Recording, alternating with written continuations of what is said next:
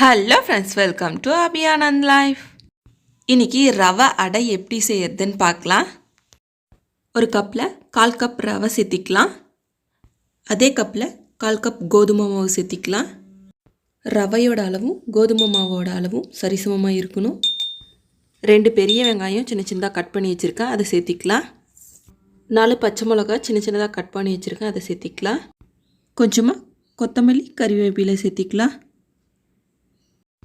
1 table spoon இஞ்சி பூண்டு விழுது சேர்த்திக்கலாம். இது எல்லாத்தையும் ஒரு டைம் நல்லா மிக்ஸ் பண்ணி விட்டுக்கலாம்.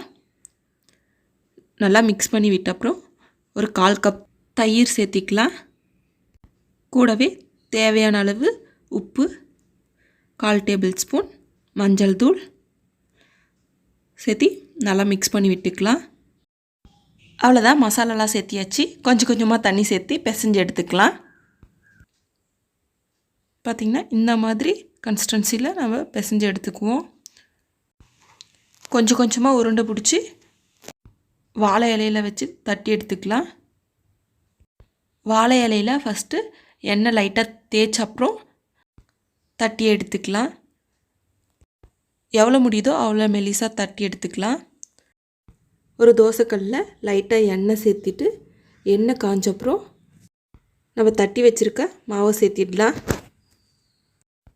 2 சைடுமே நல்லா திருப்பி போட்டு வேக வச்சு எடுத்துக்கலாம். அவ்வளோதான், நம்மளுடைய அடை ரெடி ஆகிடுச்சு.